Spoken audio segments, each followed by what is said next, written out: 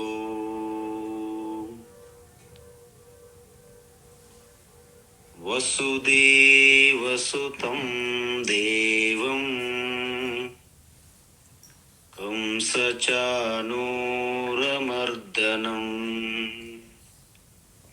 దేవకీ పరమానందం కృష్ణం వందే జగద్గురుం. కృష్ణం వందే జగద్గురుం. ఆత్మస్వరూప బంధుగణ, మనం భగవద్గీత జ్ఞానయజ్ఞంలో భాగంగా 5వ అధ్యాయం కర్మ సన్యాస యోగములో 1వ శ్లోకము నుండి 6వ శ్లోకం వరకు నిష్ఠ అంటే జీవన విధానము. జీవన విధానం అంటే ఏమిటి? మనము ఎటువంటి జీవన విధానాన్ని ఎంచుకోవడం అనేది మనకు అవకాశం ఉన్నది. 4 జీవన విధానములు ఉన్నప్పటికీ 2 ముఖ్యమైనవిగా భగవాన్ శ్రీకృష్ణ చెప్పారు. ఏమిటవి? గృహస్థ జీవన విధానము, సన్యాస జీవన విధానము. దానిని గృహస్థ ఆశ్రమము, సన్యాస ఆశ్రమము అంటారు. ఈ రెండింటి గురించి చెప్తూ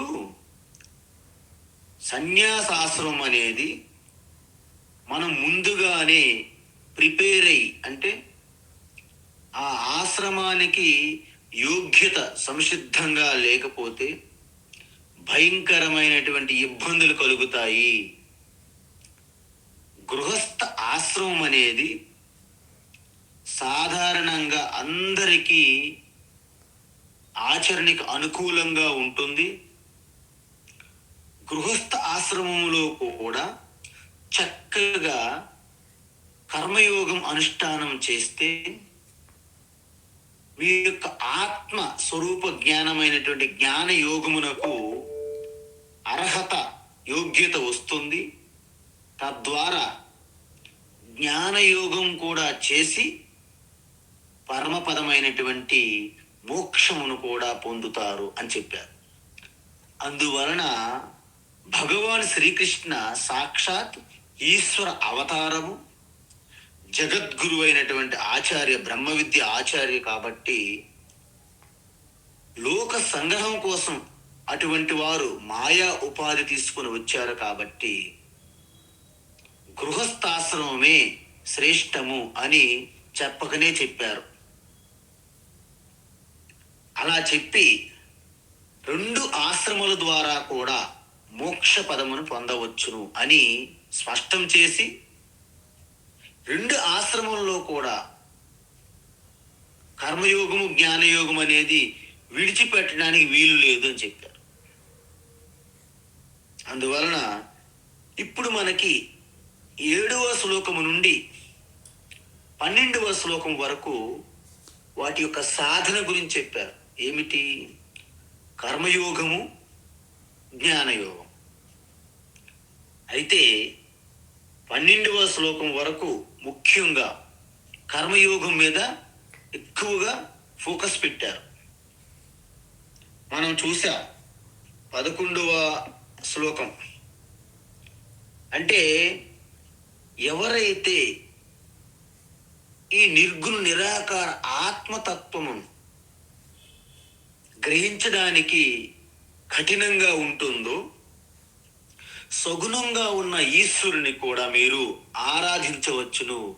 ఎలా అంటే శరీరము ద్వారా జరిగే కర్మలు కానీ, వాక్కులు అంటే ఇంద్రియముల ద్వారా, మన మాటల ద్వారా, లేకుంటే మనస్సా అంటే చూడండి, మీరు మానసికంగా జపం చేయొచ్చు, అది మానసిక కర్మ అవుతుంది.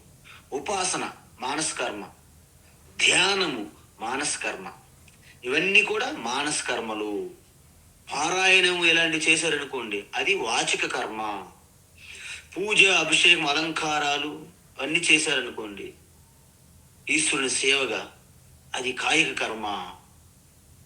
మరి బుద్ధ్యా అంటే మనము భగవద్గీత అధ్యయనం చేస్తున్నాం, ఆ చింతనం చేస్తున్నాం, ఆ విచారం చేస్తున్నాం. సో దానిని బుద్ధి ద్వారా కర్మలు. ఇక్కడ ఇంపార్టెంట్ ఏమిటంటే కేవలైహి ఇంద్రియైహి అన్నారు. అంటే దేహాభిమానము లేకుండా చెయ్యాలి. మీ అందరికీ తెలుసు, ఇక్కడ మనకు ఒక రకమైనటువంటి ఆధారపడడం, డిపెండెన్స్ అంటారు, దాన్నే సంసారము అంటారు. మనం ఏంటంటే మానసికంగా ఎక్కువగా ఆధారపడి ఉండడాన్ని సంసారము అంటారు. శరీరం కోసము కూడు గుడ్డ, ఉండడానికి ఇల్లు, ఆవాసం, ఇవి జనరల్గా సాధారణంగా ప్రతి ఒక్కరికి అవసరం. వాటిపై ఆధారపడడం అది పెద్ద సంసారం కాదు. కానీ మానసికంగా మనం జరిగిపోయిన వాటి గురించి మనము వాటి నుండి నేర్చుకోవలసినటువంటి పాఠం మర్చిపోయి బాధపడుతూ ఉంటాం అన్నమాట. ఆ యొక్క నెగిటివ్స్ ఏవైతే విఫలమయ్యామో, ఏదైతే మనం ఎవరి ద్వారా మనం అవమానించబడ్డామో, బాధ కలిగిందో, అవి గుర్తు చేసుకొని వర్తమానములో మనము బాధపడుతుంటాము. అలా కాకుండా గడిచిన భూతకాలములో పాస్ట్ లెసన్స్ నేర్చుకోవాలి, పాఠం. అదేవిధంగా భవిష్యత్తు గురించి, వాస్తవానికి భవిష్యత్ అనేది ఉండదు ఎక్కడ, కానీ క్షణం క్షణము నిర్మించబడుతున్నది భవిష్యత్తు. అంటే ఏమిటి? మన యొక్క ఆలోచనలు, మన మాటలు, మనము చేసే యాక్షన్స్, కర్మలు, అవి భవిష్యత్తును నిర్మిస్తుంటాయి అన్నమాట. అంటే భవిష్యత్తు గురించి భయపడకుండా, టెన్షన్ పడకుండా ప్లాన్ వేసుకోవచ్చు. ప్లాన్ ఉండాలండి, ప్రణాళిక అవసరం. భవిష్యత్తు గురించి ప్రణాళిక, ప్లాన్ అవసరం. కానీ టెన్షను, ఆందోళన, అలజడి పడకూడదు, భయం చెందకూడదు. ప్రజెన్స్లో ఆ యాంగ్జైటీ, తొందర ఆదుర్ద పడకుండా స్పష్టమైనటువంటి వివేక బుద్ధి ద్వారా ఉంటే వారు కర్మయోగులు అంటారు. అందువలన కాయేన మనసా బుద్ధ్య కేవలైరింద్రియైరపి యోగినః అంటే ఇక్కడ కర్మయోగులు. ఇక్కడేంటి? కర్మయోగులు. కర్మ కుర్వంతి. ఏ విధంగా? సంగం త్యక్త్వా, వాటిపైన అభిమానము, అటాచ్మెంట్, ఆ సంఘం లేకుండా. దేనికోసం చెయ్యాలి? ఆత్మశుద్ధయే. ఇక్కడ ఆత్మ అంటే చిదానంద రూప శివ, ఆ ఆత్మ కాదండి ఇది. ఆత్మ అంటే అంతఃకరణము, మనస్సు. ఎందుకు ఆత్మ? ఎందుకు ఇది కాదు? ఆత్మకి ఏమైనా మనం శుద్ధి చేయాలా? ఎందుకు చేయకూడదు? ఆత్మ నిత్య శుద్ధం కాబట్టి దానికి మీరు ఆత్మస్వరూపానికి శుద్ధి చేయాల్సిన అవసరం లేదు. దేనికి చెయ్యాలి? మనస్సుకి. ఈ విధంగా ఎవరైతే చేస్తారో వారు పూర్తిగా ఆ యొక్క మనస్సు పవిత్రమైపోతుంది. అయితే యుక్తః కర్మఫలం త్యక్త్వా నైష్టికీం శాంతిమాప్నోతి. చూడండి, ఇక్కడ యుక్త అంటే పర్ఫెక్ట్ కర్మయోగి. అంటే ఏంటి? కేవలం స్వభావం అనుకూలంగా స్వధర్మ అనుష్ఠానముతో ఈశ్వరార్పణంగా చేసే కర్మలు ఎవరైతే చేస్తారో వాటి యొక్క ఫలం ఏదైతే ఉందో, ఆ రిజల్ట్స్ ఈశ్వర ప్రసాదంగా స్వీకరిస్తే దానిని కర్మయోగం అంటారు. ఈ విధంగా సకల అంటే శరీరము ద్వారా, వాక్కుల ద్వారా, మనస్సు ద్వారా అన్ని ఈశ్వరునికి సమర్పించినట్లయితే అలాంటి యోగికి కర్మయోగి అంటారు. ఇక్కడ కర్మయోగి నిష్కామ కర్మయోగి అనమాట, సకామ కాదు, కోరికలతో లేకుండా. ఫలం త్యక్త్వా అంటే వాటి యొక్క రిజల్ట్స్ మీద అభిమానం త్యజించాలి. ఫలం అంటే మేము పని చేస్తాను, ఫలం లేకుండా మేము ఎందుకు పని చేయాలంటారు మన వాళ్ళు. ఫలం ఉంటుంది, వస్తుంది, ఏది చేసినా దాని మీద ధ్యాస వద్దు, దాని మీద పూర్తిగా తదేకమైన దృష్టి అక్కరలేదు అంటున్నారు భగవాన్. అలా చేయడం వల్ల ఏమవుతుంది? నైష్టికీం శాంతిం ఆప్నోతి. నైష్టికం అంటే ఏంటి అంటే ఆ కర్మయోగ నిష్ఠ, ఆ నిష్ఠ యందు శాంతి పొందుతారు. నేను మీకు ఒకటి చెప్పాను, కర్మయోగ ద్వారా కూడా ప్రశాంతత లభిస్తున్నది, జ్ఞానయోగములో కూడా ప్రశాంతత లభిస్తున్నది. మరి రెండింటికి ప్రశాంతత లభించినప్పుడు కర్మయోగం ఒకటే సరిపోతుంది కదా, జ్ఞానయోగం ఎందుకు అనే ప్రశ్న వస్తుంది ఇక్కడ. అయితే ఇక్కడేమంటున్నారంటే కర్మయోగంలో వచ్చినటువంటి శాంతి శాశ్వతం కాదు, తాత్కాలికంగా మీకు ఆ శాంతి లభిస్తుంది. ఎవరికైనా సరే వాళ్ళు ఆపదలో ఉంటే ఆదుకున్నారనుకోండి, మీకు శాంతి లభిస్తుంది. కానీ ఆ శాంతి అలా శాశ్వతంగా మీకు ఉండదండి. మళ్ళీ మీరు మీ టెన్షన్స్లో మళ్ళీ పడిపోయే అవకాశం ఉంటుంది. అంటే కర్మయోగం అనుష్ఠానములో మీకు శాంతి వస్తూనే ఉంటుంది, కానీ శాశ్వతమైన శాంతి కాదు అది. అందుకే దాన్ని నేనేమన్నాను, ప్రాథమిక చికిత్స. ప్రాథమిక చికిత్స అంటే ఫస్ట్ ఎయిడ్ అంటారు.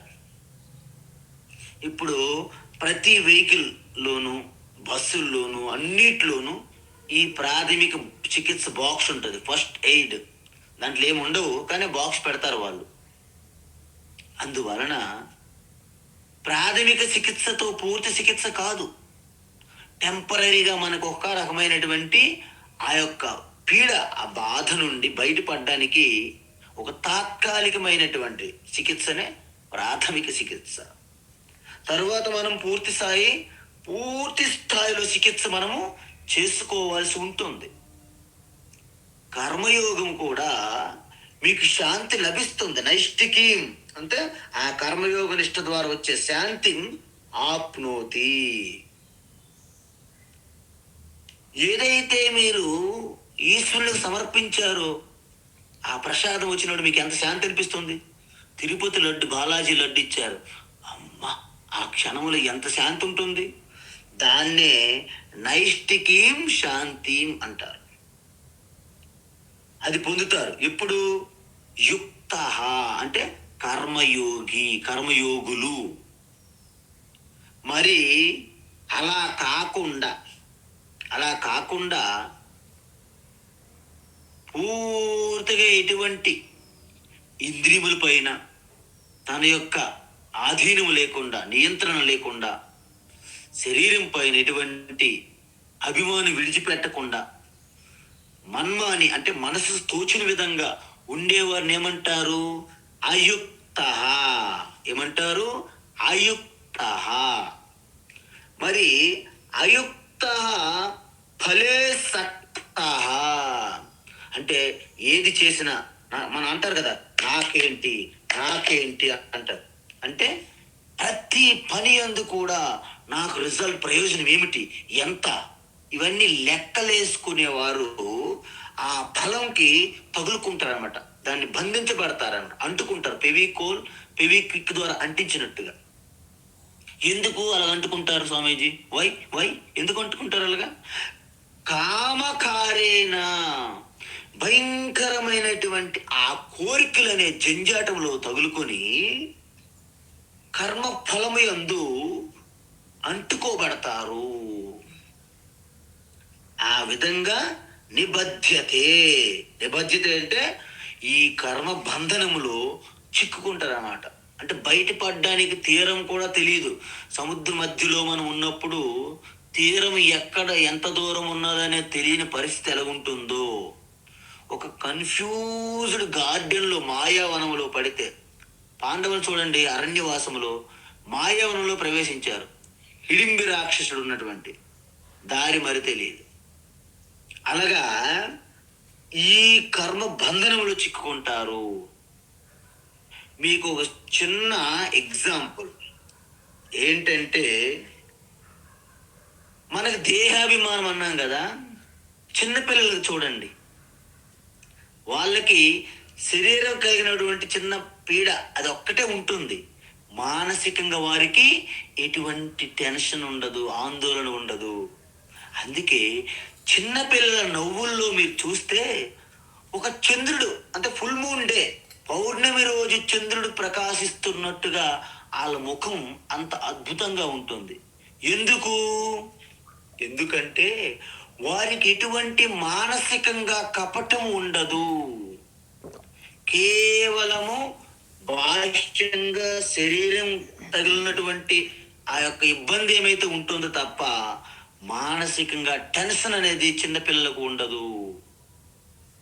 అందువలనే మనము కూడా భగవద్గీత ఏం చెప్తుందంటే, నీకు శరీరానికి కావలసినటువంటి సదుపాయములు తీసుకోవడంలో తప్పు లేదు, శరీరం నడవడానికి కావలసినటువంటి సహాయం తీసుకోవడం తప్పు లేదు, కానీ మానసికంగా ఆ బలహీనత మనకి ఉండకూడదని చెప్తుంది. అయితే ఒక రాజు ఒక యోగిని గురించి విన్నారు. ఆ యోగిని అంటే ఒక మహిళ, చాలా గొప్ప యోగిని అన్నమాట, తపస్విని. అయితే అందరూ చెప్పారు, గొప్ప మా యోగిని తపస్విని. అయితే తీసుకురండి అన్నారు రాజు. ఆవిడికి అతిథిగా ఆహ్వానించినప్పుడు మొత్తం అనేక పదార్థములు, అసలు ఎన్ని రకాల పదార్థములు ఉంటాయి, ఫీస్ట్ అంటారు, బడాఖాన అంత పెడితే చాలా పుష్టిగా, ఎంత ఆదుర్దగా అయితే తింటారో చిన్నపిల్లలు, అన్నిట్లో కూడా చెయ్యిలు పెట్టి తింటారో ఆ విధంగా అన్నీ కూడా ఎంతో కోరికలతో ఉన్నట్టుగా తింటున్నారు ఆవిడ. రాజుగారు చూసి, ఇంత గొప్ప యోగిని అనుకున్నారు, ఏంటి ఈవిడ ఇలా అన్ని వస్తువులపై ఎంత గాబరా పడి తినడానికి ప్రయత్నిస్తున్నారు, ఈవిడేం యోగినండి అనుకున్నారు. అయితే తిన్న తర్వాత హ్యాపీగా అమ్మగారికి ఒక రూమ్ లాగా ఏర్పాటు చేశారు. ఆనందంగా ఉన్నారు అక్కడ మైమర్చిపోయి. 2 రోజులు అయింది, 3 రోజులు అయింది. ఈవిడి యోగిని ఏంటండి ఎంత భోగముల పైన లాలస ఉన్నట్టు ఉన్నారు అని రాజుకి సందేహం కలుగుతుంది. అప్పుడు అన్నారు, ఇక రాజు కదా, ఉండబట్టలేక అడిగారు, ఏంటమ్మా మీరు ఇంత గొప్ప తపస్విని సాధ్విని అని విన్నాను, మీరు ఇలా ఈ భోగములపై ఇంత ఆకర్షణగా ఉన్నారే అన్నారు. ఆ అమ్మగారు అన్నారు, ఏ రాజన్, ఇవన్నీ వచ్చాయి, ఎంజాయ్ చేశాం, ఇవన్నీ పోతాయి, ఎంజాయ్గానే వెళ్ళిపోతాను అన్నది. ఇప్పుడు నేను అడవికి వెళ్ళిపోతున్నాను, చాలా ఆనందంగానే వెళ్ళిపోతున్నాను, ఈ భోగముల మధ్యలో ఉన్నాను, ఆనందంగానే ఉన్నాను. పొందారని ఎక్కువ ఆనందం లేదు, కోల్పోయానని ఎక్కువగా బాధ భయం లేదు. 2 సమయంలో కూడాను ఒకే విధంగా ఉంటాను అని అనేసరికి, ఇప్పుడు నేను వెళ్ళిపోతున్నాను అడవికి, మీరు కూడా నాతో పాటు వచ్చేయండి అన్న రాజు. అయ్యే అబ్బబ్బో, ఇంకా నాకు చాలా బాధ్యతలు ఉన్నాయమ్మా, మా వల్ల కాదు, మీరు వెళ్ళండి అని పంపించేసి. చూసారా, ఇవన్నీ బయట నుండి చూడడానికి యోగులు, కాముకులు, కోరికలతో ఉన్నవాళ్ళు, సంసారులు అందరూ సమానంగా కనిపిస్తారు మనకి. కానీ దాని యొక్క భేదం తెలియాలంటే అంతఃకరణ మనోధైర్యం ఉండాలి, వివేకమైన బుద్ధి ఉండాలి, అంతఃకరణ శుద్ధి ఉండాలి అన్నమాట. అందుకే కర్మయోగం ఎంత నిష్ఠగా చేస్తే మీరు అంత గొప్పగా జ్ఞానయోగం అనేది మీరు గ్రహించగలుగుతారు. అందుకే కొంతమంది అంటారు, money can buy bed but not sleep, money can buy food but not hunger, money can bring people but not love and peace. అంటే దీని అర్థం ఏమిటంటే, డబ్బు ధనము మీకు మంచి రాయల్ బెడ్ ఇవ్వగలదు, డబ్బులు ధనము, కానీ నిద్రని ఇవ్వలేదు. ధనము మీరు ఎక్సలెంట్, ఎంత అద్భుతమైనటువంటి ఆహారాన్ని తీసుకురాగలదు, కానీ ఆకలిని తీసుకురాలేదు. డబ్బు ధనము మీకు చుట్టూ మందబలము అంటే జనం, మ్యాన్ పవర్, బంధువులని, మనుషుల్ని కూడబెట్టుకోగలదు, కానీ మీకు నిజమైన ప్రేమ, శాంతి ఇప్పించలేదు. కాబట్టి మీకు నిజమైన శాంతి, ప్రేమ, మీకు నిజమైనటువంటి సంతృప్తి, తుష్టి, భద్రత, నిర్భయం అవన్నీ మీ లోపల ఆత్మ ద్వారా రావాలి. ఆరంభంలో మనము జగత్తు పైన ఆధారపడతాము. జగత్తు మనకి షాకులు ఇస్తుందని తెలిసినప్పుడు ఈశ్వరుడి మీద మనము ఆధారపడతాము. బయట ఉన్నటువంటి ఈశ్వరుని మనము ఆరాధిస్తాము. ఎక్కడ చూసినా మనకి శివ, రామ, హనుమ, కృష్ణ ప్రత్యక్షంగా మనకు ఉంటుంది. రామాయణం చదివితే రాముడు ఎప్పుడూ ఉన్నాడు లేదని కాదు, సాక్షాత్ మీ ముందు రాముడు దర్శనమిస్తుంటాడు. భాగవతం చదివితే శ్రీకృష్ణుడు, ఇంకా ఆయన ఉన్నారా లేదని డౌట్ ఉండదు, నా ముందే ఆడుతున్నాడు, బాలముకుందులాగా అనిపిస్తుంది. మీకు సాక్షాత్తు అది ఒక యథార్థం అనమాట. అలా కలుగుతుంది. అలా కొంత సమయంకి ఆ ఈశ్వరుడే నా ఆత్మస్వరూపం కంటే వేరుగా లేరు అని తెలుసుకున్నాక మీ ఆత్మ మీద ఆధారపడతారు. అది ఉత్తమమైనటువంటి స్థితి. అందువలన మనకి అందరికి కూడాను ఇలాంటి విషయాలు మనం చాలా సింపుల్గా తీసుకుంటున్నాం. కాబట్టి ఈ విధమైనటువంటి కర్మయోగులు ఎవరైతే ఉన్నారో నైష్టికీం శాంతిం ఆప్నోతి, అయుక్త కర్మబంధనులు చిక్కిపోతారు. అందుకే మనం చెప్పాం, మనకి భద్రత, ఇన్సూరెన్స్ ఈ ఎంజీ బస్ స్టాండ్ కోటి దగ్గర ఉన్న ఎల్ఐసిది కాదు, అదే ఉంటుంది. అది తాత్కాలిక ఇన్సూరెన్స్ ఎల్ఐసి. మరి శాశ్వతమైన ఇన్సూరెన్స్ ఎక్కడ పెట్టారు మీరు? ఈశ్వరుడు వద్ద పెట్టారు. ఆయన శాశ్వతమైన ఇన్సూరెన్స్ మీకు ఇస్తాడు. ఆయన అనన్య చింతయంతో మాం ఏ జనా పర్యుపాసతే తేషాం నిత్యాభియుక్తానాం యోగక్షేమం వహామ్యహం అని చెప్పారు కదా. ఆయన ప్రతిజ్ఞ చేశారు. అది మీకు శాశ్వతమైనటువంటి ఇన్సూరెన్స్, భద్రత. కాబట్టి ఈ విధంగా ఇప్పటి వరకు మనకి భగవాన్ శ్రీకృష్ణ ఏం చెప్పారు? సాధన గురించి చెప్పారు. ఏ సాధన? కర్మయోగ సాధన గురించి వివరంగా చెప్పారు భగవాన్. అయితే ఇప్పుడేం చెప్తున్నారు? జ్ఞానయోగం గురించి మళ్ళీ వస్తున్నారు. ఎందుకు? ఈ అధ్యాయము ముఖ్య విషయం ఏంటి? జ్ఞానయోగము.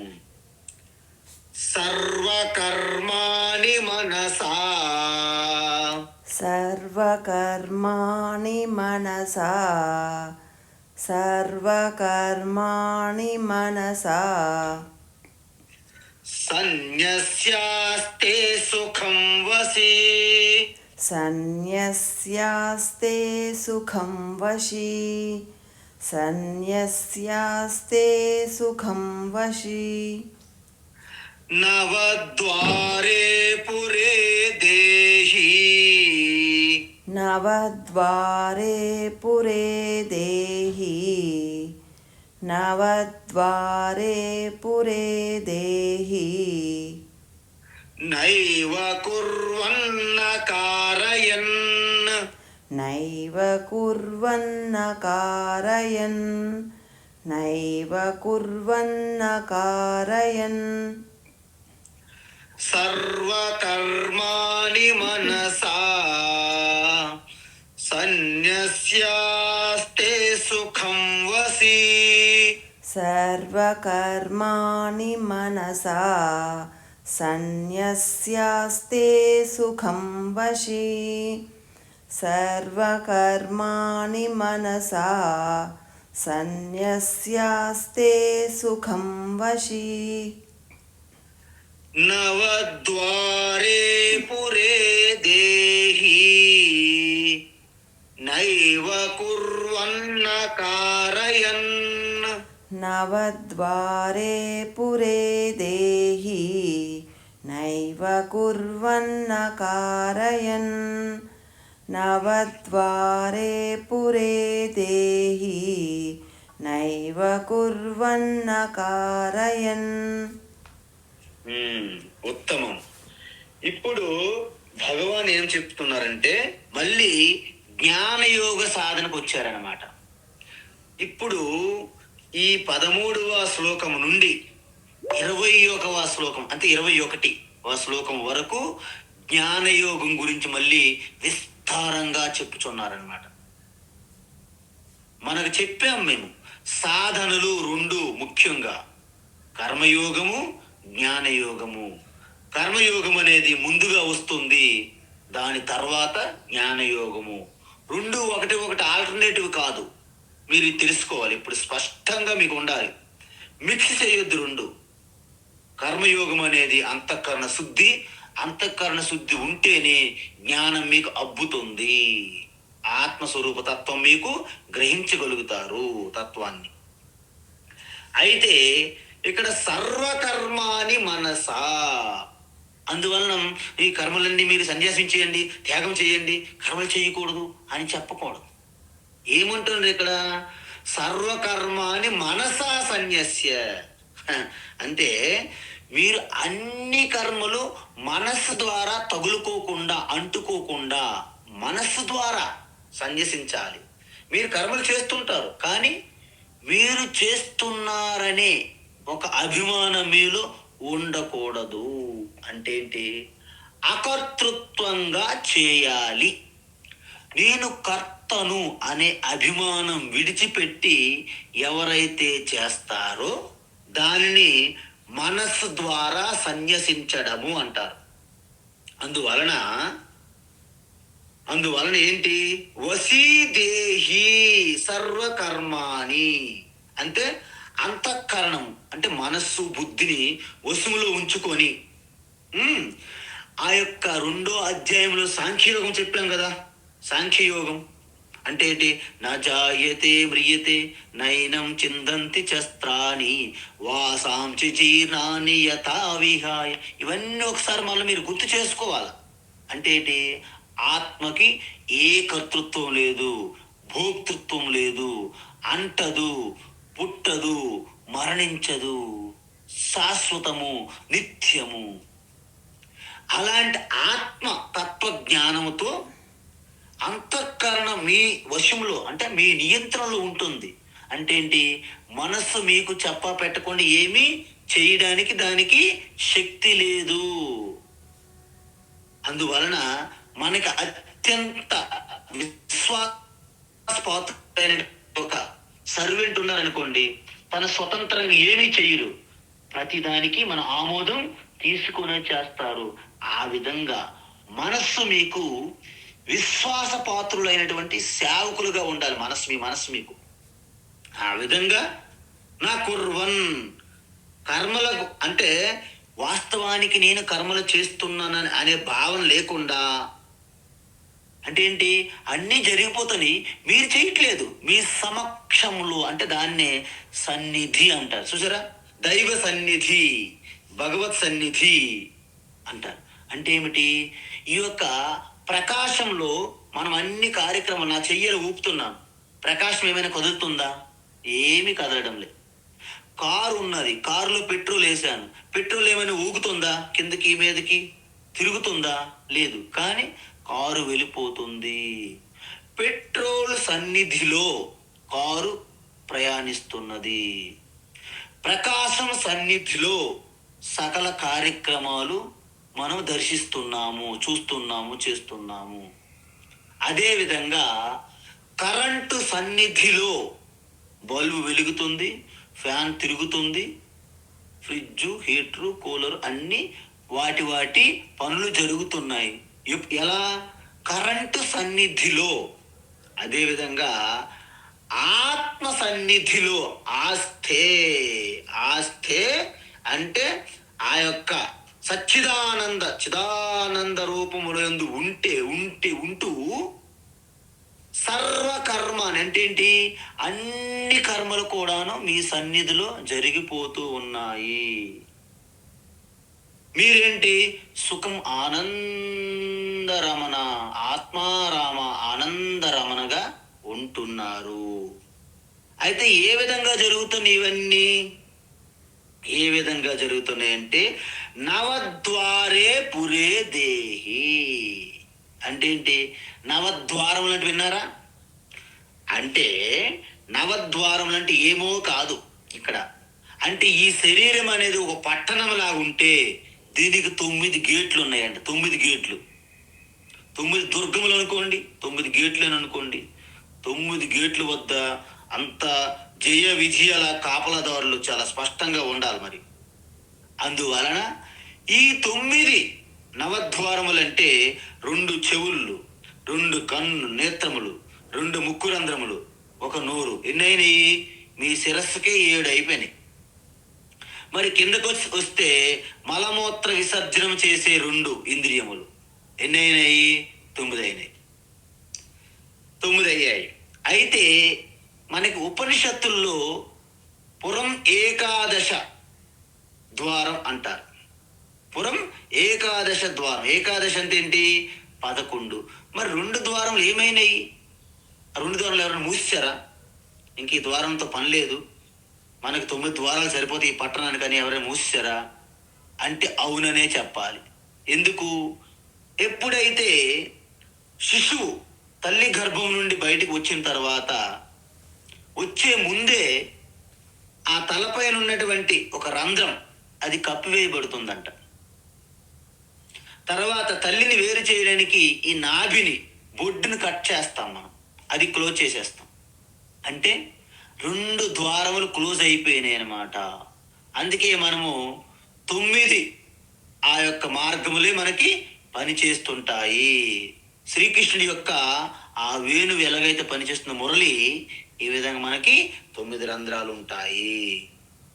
అందువలన లోపల ఉన్నటువంటి ఆ స్వామి అంటే ఆత్మ ఎరుక ఈ 9 మార్గాలు, గేట్ల ద్వారా తన యొక్క వ్యవహారం చేస్తూ గాఢ నిద్ర అవస్థలో అన్ని దుర్గములు, గేట్లు ఎలాగైతే బంధించేస్తారో అన్ని బంధించి ఆ యొక్క ఆ అంశతూలిక పాన్ పైన నిద్రించడం అనేది ఆత్మ సుఖంగా ఉంటుంది. అంటే రాజు గేట్లు బంధించినా సుఖంగానే ఉంటాడు, గేట్లు తెరిచినా సుఖంగానే ఉంటాడు. రాజు ఏమైనా గేట్లు తెరికి వచ్చేమైనా కాపలా కాస్తాడా? ఏమి కాదు. అన్ని గేట్ల వద్ద కూడాను జయ విజయలాగా వాళ్ళందరూ కూడాను గార్డులు, వాచ్మ్యాన్లు, మొత్తము security, escort, Y category, Z category, black commandos, ఎన్ని రకాలు. అండ్ మనకి గన్, లైసెన్స్డ్ గన్, అనేక రకాల బుల్లెట్ ప్రూఫ్ కార్స్ ఇవన్నీ పెట్టుకుంటారు. ఎందుకు? భద్రత కోసం. సో ఇవన్నీ కూడా నవద్వారాలలో ఎన్ని వ్యవహారాలు జరుగుతున్నా లోపల ఉన్న స్వామి ఆత్మకి ఎటువంటి సంబంధము లేదు. కాబట్టి ఎటువంటి సంబంధం లేదు కాబట్టి ఆయనకి సమక్షంలో, ఆయన సన్నిధిలో ఇవన్నీ జరిగిపోతుంటాయి. చూడండి, యుద్ధానికి ఒక రాజు వెళ్ళాడు అనుకోండి, ఆ సేనాధిపతి, మంత్రి, మహామంత్రి, సైనికులు వాళ్ళందరూ యుద్ధం చేస్తారు. మధ్యలో ఎక్కడో రాజుగారు ఉంటారు. కానీ యుద్ధం అంతా ఎవరు చేసినట్టు? రాజుకే చెందుతుంది. రాజు యుద్ధం చేయడు. నిజానికి రాజు సన్నిధిలో వాళ్ళంతా యుద్ధం చేస్తారు. ఆత్మ సన్నిధిలో అంత జరుగుతున్నది. ఆ విధంగా జరుగుతూ ఉంటే దీన్ని పూర్తిగా యస్య సన్నిధి మాత్రేన అంటే ఆత్మ సన్నిధి మాత్రేన సర్వ ఇంద్రియాన్ని మనస బుద్ధి అపి ప్రవర్తంతే. వాటి ద్వారా మనకి ఆ యొక్క ప్రవర్తన అంటే కార్యకలాపాలు జరుగుతున్నాయి. అందువలన ఈ 13వ శ్లోకం నుండి 21 వరకు జ్ఞాన సాధన. అయితే మీకు దక్షిణామూర్తిలో నేను చెప్పాను ఇంతకుముందు, మీకు ఏమంటారు అక్కడ శంకరాచార్య, నానాఛిద్రఘటోదర స్థితమహా దీప ప్రభాభాస్వరం జ్ఞానం యశ్యతు చక్షురాధికరణ ద్వారా బహిస్పందతే జానామీతి తమేవ భాంతమనుభాత్ ఏతస్ సమస్తం జగత్ తస్మై శ్రీ గురుమూర్తయే నమ ఇదం శ్రీ దక్షిణామూర్తయే.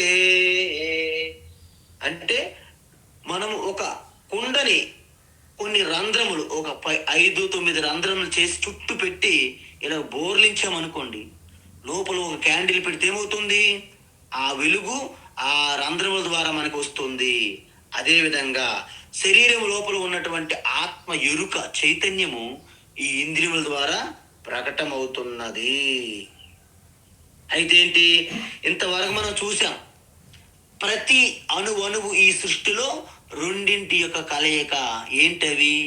ఒకటి ప్రకృతి, ఇంకొకటి ఆత్మ. దాన్నే పరమాత్మ ఏదని మీరు అనవచ్చు. అయితే ఈ రెండింటిలో ఒకటి ఆత్మ, ఇంకొకటి ఏమంటారు అనాత్మ అని కూడా అనొచ్చు. ప్రకృతికి, దానికి అహంకారం అని కూడా అనొచ్చు. ఎందుకు? ఆ ప్రకృతి నుండే మనస్సు, బుద్ధి, నేను కర్తను అనే భావం కలుగుతుంది కాబట్టి అహంకారము. దాన్ని జీవాత్మ, అది అనాత్మ. ఇదే కర్త భోక్త. దీనికే అన్నీ ఉంటాయి. ఏముంటాయి? సంచిత కర్మ ఉంటుంది, ఆగామి కర్మ ఉంటుంది, ప్రారబ్ధ కర్మ. ఈ కర్మలన్నీ దేనికి సంబంధము? ఈ అహంకార జీవాత్మకే. అందువలన మీ ఉత్తమ గతి, మంచి లోకాలు, మంచి జన్మలు దేనికి వస్తాయి? ఆత్మకా అనాత్మకా? అహంకారంకే. అహంకారంకే. అందువలన దేహత్యాగం అయిన తర్వాత అహంకారమే ప్రయాణిస్తుంది, ఆత్మ ప్రయాణించదు. ఎందుకు? సర్వంగా వ్యాపించి ఉన్న ఆత్మ ఎక్కడ ప్రయాణిస్తే చెప్పండి? ఆకాశం ఎలాగైనా ప్రయాణించగలదా? అంత వ్యాపించి ఉంది ఆకాశం. కాబట్టి ఈ వచ్చేది పోయేది ప్రయాణించేది ఏంటి? అహంకారంతో కూడి ఉన్నటువంటి ఆత్మ ప్రతిబింబమే అంటారు. మరి రెండోది ఏంటి? ఆత్మ అంటే దీనికి చైతన్యము లేదా సాక్షి చైతన్యం అని మనం అనొచ్చు. దాని యొక్క లక్షణం ఏంటి? మీకు ఇంతకుముందు చెప్పాను. మీరు ఒక్కసారి మీరు అందరూ కూడా ఒక చెయ్యిల ముందుకు పెట్టండి, బయటికి చెయ్యి పెట్టండి. చెయ్యి బయటికి పెడితే చెయ్యి చుట్టూ ఆ వెలుతురు ప్రకాశం వ్యాపించి ఉన్నదా లేదా? ఎస్, వ్యాపించి ఉన్నది. మరి ప్రకాశం ఏమైనా మీ చెయ్యిలో ఏమైనా ఒక భాగంగా ఉన్నదా? లేదు. ప్రకాశం ఏమైనా మీ చెయ్యి యొక్క ఎటువంటి గుణం కలిగి ఉన్నదా? లేదు. ప్రకాశం ఏమైనా మీ చేతి నుండి పుట్టిందా? కాదు. మరి ప్రకాశం వలన మీ చెయ్యి తెలుస్తుందా లేదా? తెలుస్తుంది. చూస్తున్నాం. చూడడానికి ప్రకాశం అవసరం కదా, ఏదైనా వస్తువులు. అయితే ఆ చెయ్యి గాని వస్తువు గాని ప్రకాశం నాకు ఏమైనా పరిచ్ఛిన్నం చేస్తుందా? ఏమి లేదు. ఎందుకు? వ్యాపించి ఉన్నది అంత ప్రకాశం. సపోజ్ చెయ్యిని మీరు తీస్తారనుకోండి, ప్రకాశం పోయిందా చేతితో పాటు, చెయ్యితో పాటు? లేదు. అంటే ప్రకాశంకి మీ చేతికి సంబంధమే లేదు. చేయి అనేది ప్రకాశంలో వస్తున్నది, పోతున్నది. కానీ ప్రకాశం ఇప్పుడు అలాగే ఉన్నది. ఆత్మ చైతన్యములో ఈ శరీరం వచ్చింది. ఆత్మ చైతన్యం వలన శరీరం తెలుస్తుంది. ఆత్మ చైతన్యము శరీరం అంతా వ్యాపించి ఉన్నది. ఆత్మ చైతన్యము శరీరం నుండి పుట్టినది కాదు, శరీరం యొక్క భాగము కాదు, శరీరం యొక్క గుణం కాదు. అది స్వతంత్రము. మరి శరీరం పోయిందనుకోండి, ఆత్మ చైతన్యం పోతుందా? ఏమి సంబంధం లేదు. దీనినే జ్ఞానయోగము అంటే ఆత్మ అనాత్మ మధ్య వివేకము చేసి అనాత్మను విడిచిపెట్టి ఆత్మ నేను అని ఐడెంటిఫై చేయడమే జ్ఞానయోగము అంటారు. అందువలన అప్పుడు మీకేమవుతుంది? మీరు అకర్త అభోక్తని సహజంగానే మీకు కలుగుతున్నది. ఎందుకు కలుగుతుంది? ఎందుకంటే మీరు ఎప్పుడు కూడా ఏది చేసేదేమి ఉండదు, అనుభవించేది కూడా ఉండదు. ఇవన్నీ అనుభవించేది ఎవరు? అహంకారమే. అంటే ఈ పుణ్యపాపాల వల్ల వచ్చే కలిగే అనుభవాలన్నీ ఆ జీవాత్మకే. జీవాత్మ అంటే ఏంటి? అజ్ఞాన అహంకారముతో నేను కర్తను అని భావించే ఆ యొక్క అనాత్మ అంటే ఆత్మ చైతన్యం యొక్క ప్రతిబింబం ఏదైతే ఉన్నదో దానిని జీవాత్మ అంటారు. అంటే మీ మనస్సు ఒక అద్దము లాంటిది. అద్దములో మన ప్రతిబింబం ఎలాగైతే పడుతున్నదో మనస్సు అనే అద్దములో ఆత్మ ప్రతిబింబమే అహంకార జీవాత్మ. అందువలన యా కర్త భవతి స భోక్త భవతి అంటారు. అంటే ఎవరైతే కర్తగా భావిస్తారో వాళ్ళే భోక్తగా మారుతారు. అంతేనా? యా కర్మణాం కర్త భవతి సహ కర్మ ఫలానా భోక్త భవతి. సంస్కృతం తెలుగు ఒకలానే ఉంటాయి, పెద్ద తేడా ఏం లేదు ఇక్కడ. అందువలన జ్ఞానికి అజ్ఞానికి మధ్య భేదం ఏమిటి? జ్ఞాని నేను ఆత్మస్వరూపు చిదానంద రూప శివోహం అంటారు. మరి అజ్ఞాని ఏమంటారు? అహంకారంగా ఉన్న నేనే అంటే శరీరము, మనసు, ఇంద్రియములు, ఆత్మ అన్ని మిక్స్ అయిపోయినాయి. వాడికి వివేకం తెలియదు, భేదం మధ్యలో అంతా నేనే అనే భావంలో ఉంటారు. అందువలన భగవద్గీత ఏమి చెప్తుందంటే అక్కడ ఎలా కలగా పులకంగా కలిసిపోయినాయి ఆత్మ అనాత్మ. ఎలాగా? బాగా మండుతున్న అగ్నిలో ఇనుప గోళం ఎలాగైతే పడితే మెరుస్తుంది, పట్టుకుంటే కాలుతుంది. కానీ అగ్ని గోళము ఎలాగ మారింది? ఇనుప గోళం అనేది అగ్నితో కలిసిపోయి కలగా పులకంగా కలిసిపోయింది. అందువలన నేను శరీరం అని అనరు. ఏమంటారు? నేను శరీరములో ఉన్నాను అంటే చైతన్యము అని అంటారు మొదట. అంటే ఏంటి? మొట్టమొదటిసారి ఆ శరీరము లోపల ఉన్నటువంటి ఆ దీపం ఎలాగైతే కుండ కింద ఉన్న దీపం వలె ఉన్నది. సర్వకర్మాని మనస సన్యస్య అంటే ఈ మనస్సు వివేకమైన బుద్ధితో కూడిన మనస్సు ద్వారా అన్ని కర్మలను నేను పరిత్యజిస్తాను. ఎలా పరిత్యజిస్తాను? అలా చేస్తేగా పరిత్యజించడానికి. చేసేది ఎవరు? అంత అహంకారం కర్త. జ్ఞానికి స్పష్టంగా తెలుస్తుంది నేను అహంకారాన్ని కాదు. నా సమక్షములోనే అహంకారము చేతనం పొందింది. కరెంటుకి తెలియాలి నేను ప్రకాశిస్తున్న బల్బుని కాదు. నా సమక్షంలో బల్బు వెలుగుతుంది, ఫ్యాను తిరుగుతున్నది అని తెలియాలి. అప్పుడేమవుతుంది? మొత్తము దేహము నేను కాదు అని తెలిసిపోయినప్పుడు జ్ఞానికి దేహము ద్వారా జరిగే కర్మలు నావి అవుతాయా? మీరు చెప్పండి. ఇప్పుడు ఈ శరీరము నేను కాదని స్పష్టంగా తెలిసినప్పుడు శరీరము ద్వారా జరిగే కర్మలన్నీ నాకు చెందుతాయా? నాకు చెందవు. కాబట్టి ఇక్కడ మనస అంటే మనస్సు ద్వారా అంటే జ్ఞానము ద్వారా. ఏమిటా జ్ఞానము? నేను శరీరాన్ని కాదు, నేను శుద్ధ చైతన్య చిదానంద రూప ఆత్మ శివను నేను అని తెలియాలి. వసి సర్వకర్మాని సన్యస్య. ఇక్కడ వసి అంటే ఎవరు? ఆత్మజ్ఞానము కలిగిన వారు. అంటే అతనే స్వామి. కారులో ఎలాగైతే పెట్రోలుగా ఉన్నదో శరీరములో ఆ స్వామి ఉంటున్నది. అందువలన శరీరము కలిగినటువంటి ఈ పరిస్థితుల అనుభూతులన్నిటికీ సాక్షిభూతంగా ఉంటారు తప్ప దానిలో మమేకము కారనమాట. అప్పుడేమవుతుంది? సుఖం ఆస్తే అంటే ఆనందమైన చిదానంద రూపములో స్థిరంగా ఉంటుంది. మీ అందరికీ తెలుసు, మనము మృత్యుంజయ మంత్రం చెప్తుంటాను నేను. ఓం త్ర్యంబకం యజామహే సుగంధిం పుష్టివర్ధనం ఉర్వారుకమివ బంధనాన్ మృత్యోర్ముక్షీయమామృతాత్. అప్పుడు ఆ జ్ఞాన నేత్రం త్రినేత్రం ముక్కంటి స్వరూపంలో ఉంటే మీరు ఈ బాహ్య నేత్రం ఇంద్రియముల ద్వారా జరిగినన్నిటికీ మీరు సాక్షిగా ఉంటారు. అప్పుడు మరి ఈ జ్ఞాని ఎక్కడుంటారు? నవద్వారే పురే, 9 ద్వారములు ఉన్నటువంటి, 9 కోటలు, 9 మార్గాలు ఉన్నటువంటి ఒక రాజ్యములో ఉంటాడు లోపల. అందువలన ఈ నవద్వారాపురముల నుండి జరుగుతున్నటువంటి అన్నిటికి కూడాను సాక్షిగా ఉంటారు. కాబట్టి ఆయనకి ఏమి అంటదు, ముట్టదు. కాబట్టి ఈ విధంగా ఆ యొక్క ద్వారముల ద్వారా కర్మలు, పనులు నిత్య నిరంతరం 24 గంటలు జరుగుతుంటాయి. ఎందుకు? నైట్ డ్యూటీ కూడా చేస్తారు గార్డులు అక్కడ. కానీ రాజకీయమైన సంబంధమా? ఏమి సంబంధం లేదు. కొంతమంది డ్యూటీలు మారుతుంటారు, రాజకీయమైన సంబంధమా? ఏమి సంబంధం లేదు. ఎందుకు? డే డ్యూటీ కొంతమంది చేస్తారు, నైట్ డ్యూటీ కొంతమంది చేస్తారు. రాజకీయమైన సంబంధమా? ఏమీ లేదు.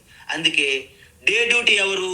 కాళ్ళు, చేతులు, ముక్కు, నోరు, కళ్ళు ఇవన్నీ డే డ్యూటీ చేస్తున్నాయి కదా. మరి నైట్ డ్యూటీ ఎవరు చేస్తారు? కేవలం స్వప్న సమయంలో మనస్సు. ఎందుకు? పెద్ద జనసంచారం ఉండదు కదా. అప్పుడు ఆ యొక్క వాచ్మెన్లు కూడా తగ్గిస్తారు, రాత్రి పూట తగ్గుతారు, సగం ఉంటారు. అందుకు ఇంద్రియములన్నీ తగ్గిపోయి మనస్సు ఉంటుంది.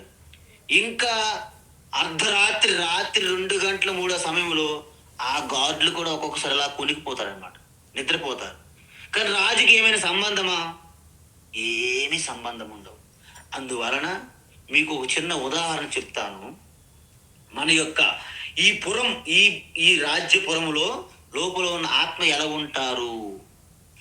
పగటి పూట ఒక పాసెంజర్ ట్రైన్ వెళ్తుంది స్టేషన్లో, రైల్వే స్టేషన్లో. జనం వేలాడుతున్నారు. హజులు బజులు గందరగోళంగా ఉంటుంది. స్టేషన్ మాస్టర్ 2 జెండాలు పట్టుకుంటాడు. పచ్చ జెండా, ఎరుపు జెండా, ఎర్ర జెండా. పచ్చ జెండా ఊపుతాడు. బండి వెళ్ళిపోయింది, పాసెంజర్ ట్రైన్. మరి కొంత సమయానికి గూడ్స్ ట్రైన్ వచ్చింది. ఇంత జనం ఎక్కడమో దిగడం ఏమి లేదు, ఆ వేలాడడం ఏమి లేదు. ముందు డ్రైవరు, వెనకేం గార్డ్స్ ఉన్నారంతే. దాన్ని స్వప్నముతో సమానంగా, కొంత ఎటువంటి అలజడి లేదు, ఆందోళన లేదు. దానికి కూడా జెండా అలా ఊపుతుంటారు సాక్షిగా స్టేషన్ మాస్టర్. కొంత సమయానికి ఏ ట్రైను లేవన్నమాట, అంత నిర్మానుష్యంగా ఉంది స్టేషన్. అక్కడ కూడా అలాగా కూర్చుంటాడు జెండాలు పట్టుకొని. అది గాఢ నిద్ర స్థితి అనమాట. అది కూడా అయిపోయిన తర్వాత స్టేషన్ మాస్టర్ డ్యూటీ దిగిపోతాడు. జెండాలు ఉండవు, ఏమి ఉండవు. అంటే కేవల ఆత్మస్వరూప స్థితిలో ఉంటాడన్నమాట. సో ఈ విధంగా మనకి మన యొక్క ఆత్మస్థితిని మనము అబ్జర్వ్ చేసుకోవచ్చును.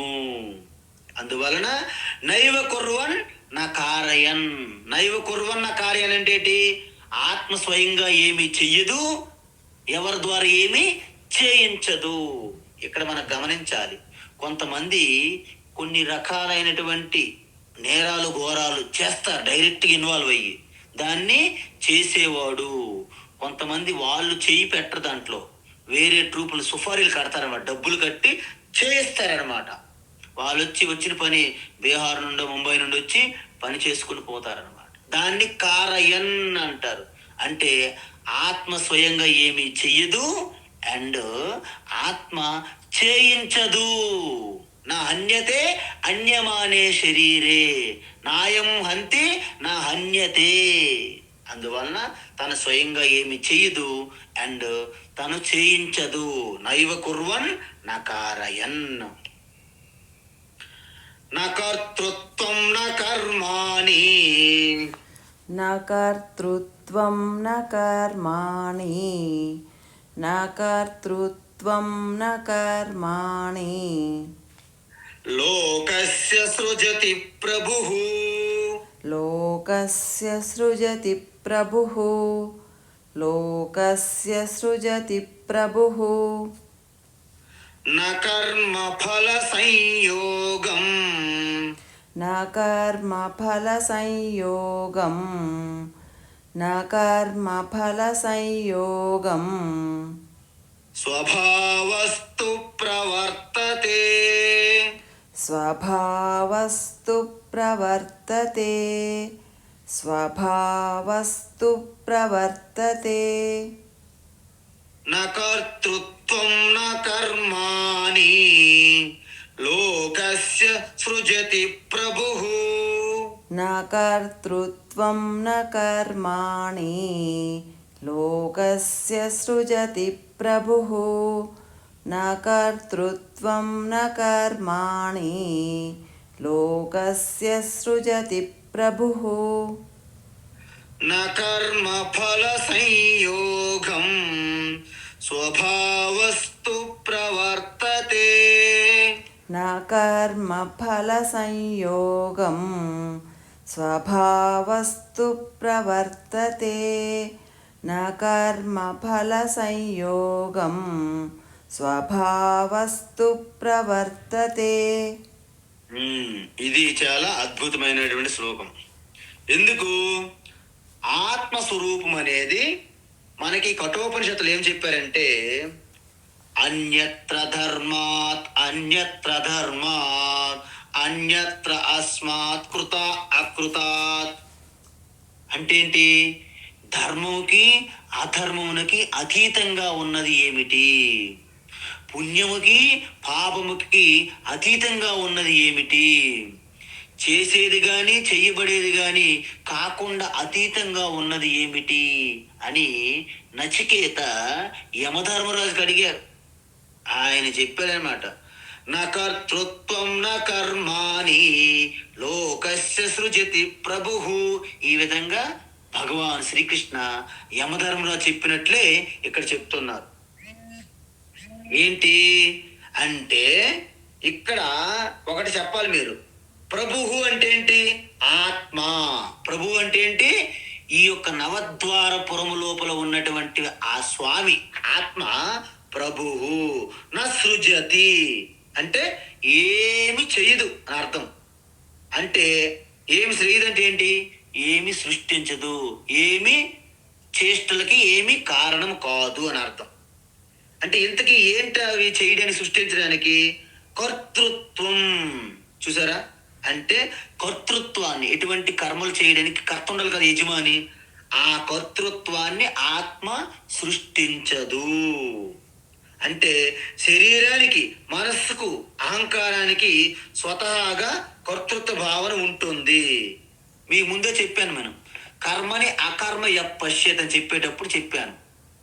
అనాత్మ నిత్యము ఆ కర్మలోనే ఉంటుంది. దాని గుణం, ప్రకృతి చెలించేది, మారేది, వికారం చెందేది. ఆత్మ ఎటువంటి నిష్క్రియ తత్వం ఉంటుంది కాబట్టి ఎటువంటి క్రియ ఉండదు. ఆత్మ నిరంతరం శాశ్వతంగా అకర్మ, అకర్త. కాబట్టి స్వతహాగా శరీరము, మనసు, అహంకారానికే కర్తృత్వ భావన ఉంటుంది, కానీ లోపల ఉన్న ఆత్మకి ఉండదు. ఎందుకు? ఎందుకంటే తర్వాత చెప్తున్నారు, 2వ లైన్లో వస్తుంది. కాబట్టి మిగతా వివరణ అంతా రేపు చూద్దాం. హరి ఓం తత్సత్. సర్వం శ్రీకృష్ణార్పణమస్తు. హరి ఓం స్వామీజీ.